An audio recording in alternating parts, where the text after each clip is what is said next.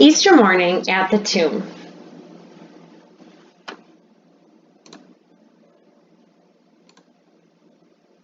In the story, we want to find out, why were Jesus' friends blank on blank morning? Well, maybe the second blank has to do with which morning that was, and the first one may have something to do with something Jesus did for them. Well, let's find out. On Easter Sunday morning, Mary Magdalene and some other women who were followers of Jesus went to the tomb where Jesus had been laid. They took along some spices to finish the burial that they had started on Friday. And when they came near the tomb, they were surprised to see that the stone had been rolled away from the entrance. What could have happened? Mary Magdalene thought she knew. Immediately she turned around and ran back to Jerusalem to report to the disciples. She found Peter and John and told them, "Someone has taken Jesus' body out of the tomb, and we don't know where they've put him." After Mary Magdalene had left, the other women entered the tomb and saw that Jesus' body was not there. An angel in the tomb told them, "Jesus is not here. He's risen from the dead, just as he said he would." Joyfully, the women started back to Jerusalem to tell the disciples this good news. So just taking a look here, though, take notice that Mary Magdalene immediately turned around and left and just thought the worst, where the other women waited and then were told by the angel what was actually going on. While the other women were on their way to go tell the disciples, Peter and John were running out to the tomb to see for themselves what had happened.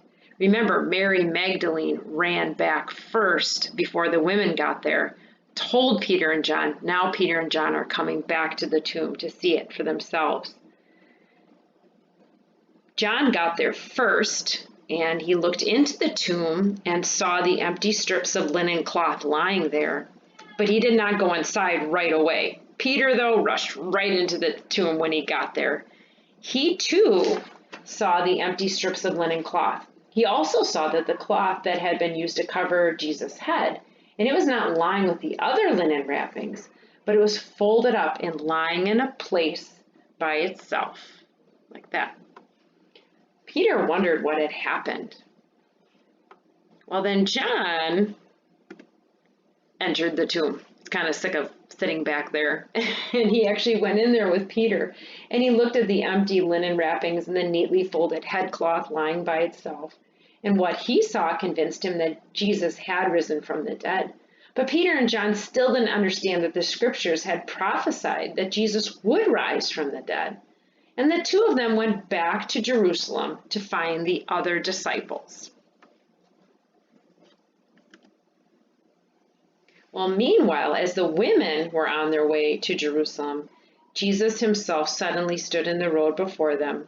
"Greetings," he said. Overjoyed to see their Lord alive, they bowed down at his feet and worshiped him. "Don't be afraid," Jesus said to them. "Go and tell my disciples to go to Galilee. They will see me there."